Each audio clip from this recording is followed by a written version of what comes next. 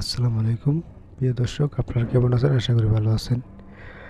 এই ফয়সাল করিম মাসুদ হাদির খুনি ধরা পড়লেন ইন্ডিয়াতে। তো উনি সাক্ষাৎকারে বলছে জামায়াতের নেতা ওনাকে নির্দেশ করছে, টাকা দিছে, তো উনি খুন করছে। ফয়সাল করিম বলল, তো ফয়সাল করিম তোকে বলতেছি, তোর ভারত আব্বাই তোরে পরামর্শ দিছে, এই জন্য তুই এই কথাটা বলস।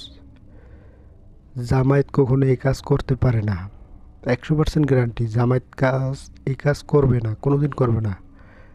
প্রিয় দর্শক, আপনারা জানেন জামায়াত এই কাজ করবে? আপনারা কমেন্টে মতামত করবেন, কমেন্টে বলবেন।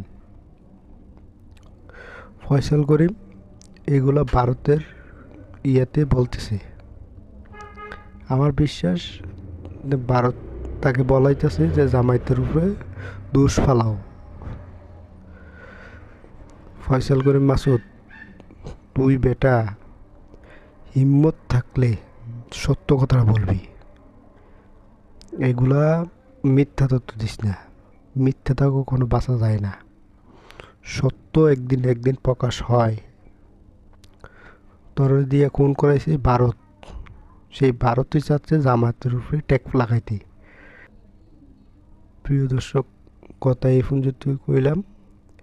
আপনারা ভালো থাকবেন, সুস্থ থাকবেন, সবাই সবার জন্য দোয়া করবেন। সবাই ভালো থাকবেন। আল্লাহ হাফেজ।